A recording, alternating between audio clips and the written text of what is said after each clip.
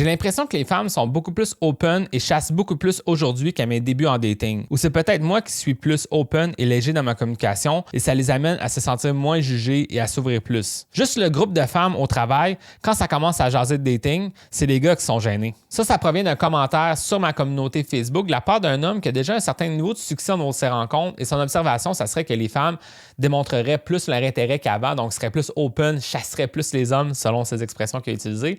Et je crois qu'il y a une partie de vérité là-dedans et j'aimerais ça donner mon avis sur ça. Selon moi, il y a comme deux grands points qu'on peut aborder à propos de ça. Le premier, c'est qu'est-ce qu'il a déjà abordé dans son propre commentaire. Donc, je sens qu'il y a quelque chose de très important à maîtriser dans le monde des rencontres. C'est ce que j'appelle la loi du transfert d'état. La loi du transfert d'état, c'est de comprendre que notre propre état d'esprit a un énorme pouvoir d'influence sur les autres. Donc, quand tu te mets dans le bon état d'esprit, ça influence l'autre personne à agir de sorte où est-ce que tu l'influences positivement à agir aussi vis-à-vis le genre d'état d'esprit que tu as déjà. Donc, c'est sûr que lui, cet homme-là, il a beaucoup travaillé sur lui pour se sentir très ouvert face aux rencontres, décomplexé au niveau de ses rencontres. C'est plus un tabou aborder quelqu'un, montrer son intérêt. C'est une ouverture face à l'autre, une curiosité à connaître l'autre.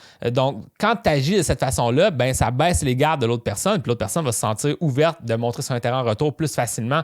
Donc, ça, c'est quelque chose que, évidemment, en agissant avec la bonne intention, la bonne façon de faire, bien, ça fait que les gens s'ouvrent plus à toi. Donc ça, ce serait ça la première piste. Mais en même temps, la deuxième piste, je pense qu'il y a une piste un peu anthropologique ou de société. C'est vrai que à cause de comment la société a progressé, les hommes se sont fait dire qu'ils ne peuvent plus faire n'importe quoi. Donc, par le passé, les hommes ils pouvaient se lancer pour faire des approches, faire un peu n'importe quoi et s'étaient excusés sous la guise que les hommes sont des hommes puis ils peuvent faire ça. T'sais. Et là, maintenant, vu qu'on a peur de se faire réprimander, de ne pas faire les bonnes choses, beaucoup d'hommes qui sont plutôt plus gênés, parce qu'il y a encore des hommes qui se donnent la permission d'aborder les femmes de n'importe comment, là, ça, je me doute que ça existe encore, mais un homme qui est un peu plus timide, un peu plus gêné, va avoir peur de se lancer pour aller aborder une femme.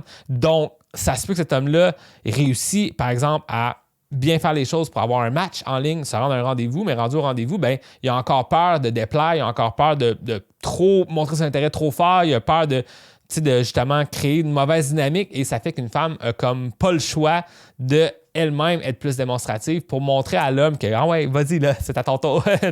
Et je crois pas que c'est une bonne chose en soi. Je pense que dans le meilleur des mondes, là, ça serait un homme qui est capable d'être entreprenant pour montrer son intérêt à une femme, mais ensuite il insiste pas. La femme peut ensuite prendre sa propre décision si ça lui tente de continuer à interagir avec cet homme-là ou pas.